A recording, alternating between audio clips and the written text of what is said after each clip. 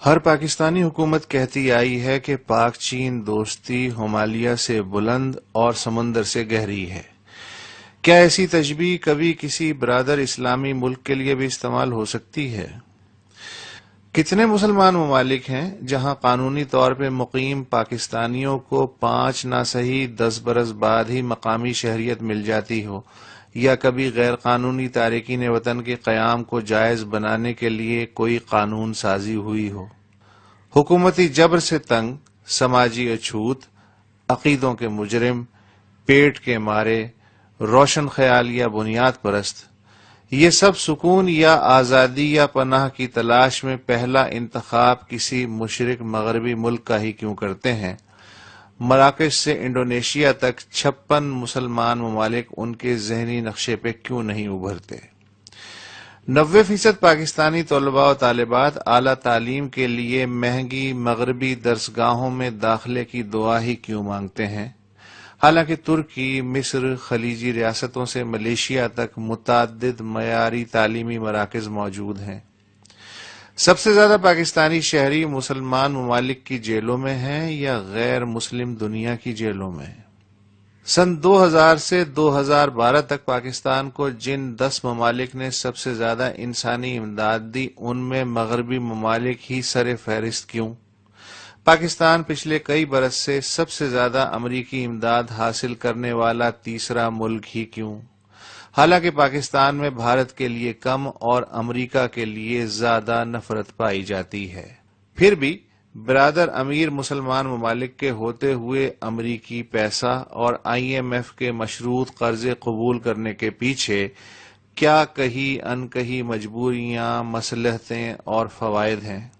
جو 30 امیر ممالک پسماندہ دنیا کو سب سے زیادہ ترقیاتی مدد دیتے ہیں، ان میں صرف 4 مسلمان ممالک ہی کیوں، جبکہ فی کس آمدنی کے لحاظ سے دنیا کے 66 امیر ممالک کی فہرست میں 11 مسلمان ممالک بھی شامل ہیں۔ پاکستان نے اہم مسلمان ممالک کے علاقائی اور بین الاقوامی ایجنڈے سے خود کو ہم آہنگ رکھنے اور اسے آگے بڑھانے کی اکثر رضاکارانہ کوششیں کی ہیں۔ آج تک کتنے مسلمان ممالک نے پاکستان کی خارجہ پالیسی کی بنیادی ترجیحات پہ ہمدردانہ غور کیا؟ پاکستان خود کو اسلام کا ایٹمی قلعہ کہتا ہے۔ کیا دیگر مسلمان ممالک بھی اس دعوے کو سنجیدگی سے لیتے ہیں؟ کیا پاکستان میں مغربی اور بھارتی فلمیں، ڈرامے، cartoon, literature, T V channels, موسیقی، پکوان اور لباس مقبول ہیں، یا پھر مسلمان ممالک کے ڈرامے، فلمیں، کارٹون، چینلز، لٹریچر، موسیقی، پکوان اور لباس؟ اور کتنے مسلمان ممالک میں پاکستانی ثقافت کا کوئی ایک پہلو مقبول عام ہے؟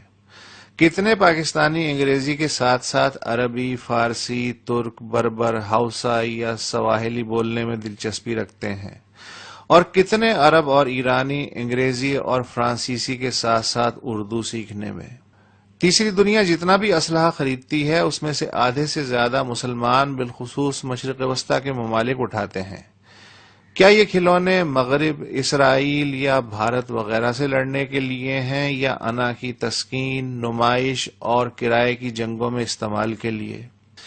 انتہا پسندی کے فروغ کا عملی نقصان مسلمان دنیا کو زیادہ پہنچ رہا ہے یا غیر مسلموں کو؟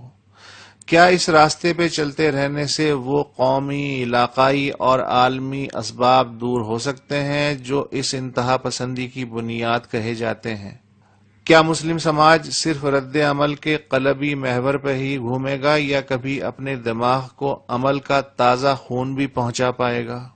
ایسے سوالات کا اگر غیر جذباتی جواب نہ بھی ملے تو یوں کیجئے گا کہ انہیں بھی مسلمانوں کے خلاف 1000 برس سے جاری گھناؤنی سازش کا حصہ جان کے ہوا میں 3 گالیاں اور داغ دیجئے گا۔